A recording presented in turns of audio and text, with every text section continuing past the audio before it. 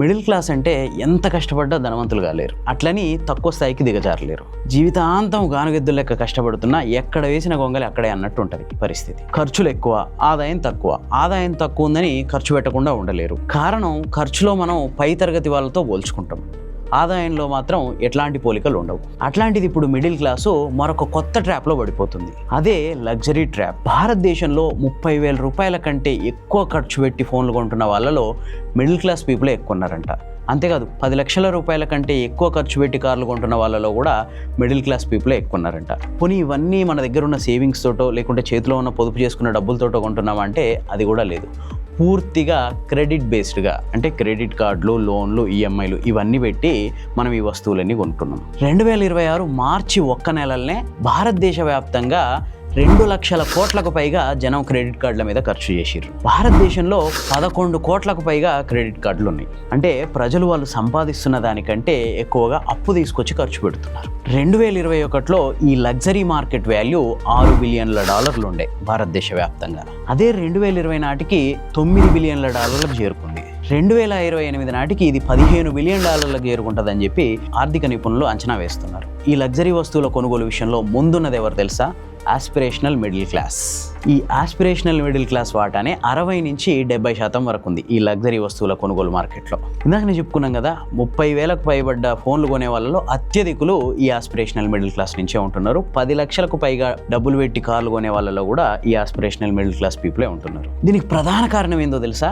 అప్పులు ఈజీగా దొరుకుతున్నాయి. క్రెడిట్ కార్డుల రూపంలో, ఈఎంఐల రూపంలో, పర్సనల్ లోన్ల రూపంలో, వెహికల్ లోన్ల రూపంలో ఈ అప్పులు అనేవి ఈజీగా దొరుకుతున్నాయి. అప్పులు ఈజీగా దొరకడం వల్ల ప్రజలు వస్తువుల కొనుగోలు మీద ఆసక్తి చూపిస్తున్నారు. అయితే దీర్ఘకాలంలో క్రెడిట్ కార్డుల వాడకం అనేది ఒక అప్పుల ఊబి లాంటిది. భారతదేశంలో మార్చి 2020లో ఆల్మోస్ట్ 2 లక్షల కోట్లకు పైగా ఈ క్రెడిట్ కార్డుల నుంచి ఇండియన్స్ ఖర్చు పెట్టిర్రు. మొత్తం ఆర్థిక సంవత్సరం అంటే 2025-26 ఫైనాన్షియల్ ఇయర్ కనుక అబ్జర్వ్ చేస్తే 23,62 కోట్లు ఈ క్రెడిట్ కార్డుల మీద భారతదేశంలో ఉన్న జనాలు ఖర్చు పెట్టారు. చాలా మంది ఈ లగ్జరీ వస్తువుల మార్కెట్ను చూసి ప్రజల కొనుగోలు శక్తి పెరిగింది అనుకుంటారు, కానీ ఇదంతా అప్పుల మీద నడుస్తుంది. ఇది ఒక అప్పుల మీద ఆధారపడే ప్రమాదకరమైన జీవన శైలిని సూచిస్తుంది. Reserve bank of India survey ప్రకారం మొత్తం భారతదేశంలో 2026 మార్చి నాటికి భారతదేశ కుటుంబాల అప్పు జీడిపిలో 41% ఉంది. అయితే ఈ అప్పులు ఎక్కడో పెట్టుబడి పెట్టడానికి, తిరిగి సంపద సృష్టించడానికి కాకుండా కేవలం లగ్జరీ వస్తువుల కొనుగోళ్ల మీదనే ఎక్కువగా ఖర్చు చేస్తున్నారు. ఇప్పుడు మనం ఒక చోట అప్పు తెచ్చి దాన్ని ఎక్కడో పెట్టుబడి పెడితే దాని మీద రిటర్న్స్ వచ్చే అవకాశం ఉంది. కానీ మనం అప్పు తెచ్చి ఒక వస్తువును కొంటే దాని మీద ఎట్లాంటి రిటర్న్స్ వచ్చే అవకాశం లేకపోగా దానికి మనం ఇంట్రెస్ట్లు కట్టాలి. ఈ చిన్న సూత్రాన్ని మిడిల్ క్లాస్ ఇప్పటికీ అర్థం చేసుకోలేకపోతుంది. దీనికి ఉన్న మెయిన్ రీజన్ ఏంటంటే సోషల్ మీడియా ప్రభావం, ఈఎంఐ బంధనాలు. ఈ రెండిటి వల్ల విపరీతంగా ఈ లగ్జరీ వస్తువుల కొనుగోళ్ల వైపు భారతదేశ జనాభా మొగ్గు చూపుతుంది. అసలు ప్రజల్లో పొదుపు చేసుకొని ఆ పొదుపు చేసుకున్న డబ్బులతో ఏదైనా కొనుక్కుందాం అనే భావన పూర్తిగా పోతుంది. ఇట్లాంటి పరిస్థితుల్లో అంటే ఎట్లాంటి పొదుపు చేతులు లేకపోగా ఈఎంఐలు, క్రెడిట్ కార్డులు ఇట్లాంటి భారాల నేపథ్యంలో అన్ఎక్స్పెక్టెడ్గా ఉద్యోగం పోవడమో లేదంటే ఏదైనా అనారోగ్య సమస్య వచ్చి పని చేయలేని పరిస్థితి వస్తే మొత్తం కుటుంబ పరిస్థితి అంతా తలకిందులైపోతుంది. ఆర్థిక పరిస్థితి చిన్న భిన్నం అయిపోతుంది ఆ కుటుంబానికి. ఈ కంపెనీలు ఇచ్చే no cost EMI, 0 down payment, buy now pay later ఇట్లాంటి ఆకర్షణీయమైన స్కీములు పైకి చూస్తానికి బాగానే కనిపిస్తున్నా దీర్ఘకాలంలో ప్రజల్ని అప్పుల ఊబిలో నెట్టేయడానికి పనికొస్తున్నాయి తప్ప మరి ఇంకా దేనికి పనికిరాట్లే. ఇన్స్టాగ్రామ్, యూట్యూబ్ లాంటి రీళ్లలో కొద్దిమంది చేసే రీల్స్, వాటిల్లో ఉండే లగ్జరీ లైఫ్ స్టైల్ని చూసి చాలామంది దాన్ని ఫాలో అవ్వాలని చూస్తూ ఇట్లాంటి అప్పుల ఊబిల్లో కూరుకుపోతున్నారు.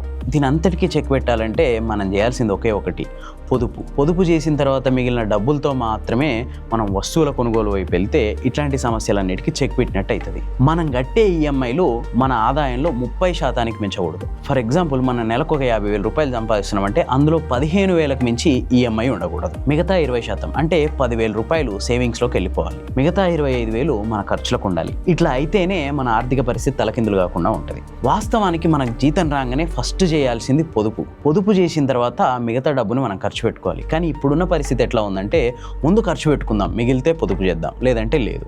ఇది ప్రస్తుత జనాల మైండ్ సెట్ కింద తయారైంది. No cost EMI, buy now pay later ఇవి ఆఫర్లు కాదు, మీ జీవితం మీద మీరు విధించుకునే ముందస్తు ఖర్చులు. అట్లని ఇది మిడిల్ క్లాస్ పీపుల్ తప్పు కాదు, ఇది ఒక సిస్టమేటికల్గా జరుగుతున్న ఒక ట్రాప్. లగ్జరీ వస్తువుల మార్కెట్ని పెంచుకోవడానికి పన్నుతున్న ఒక అద్భుతమైన ట్రాప్.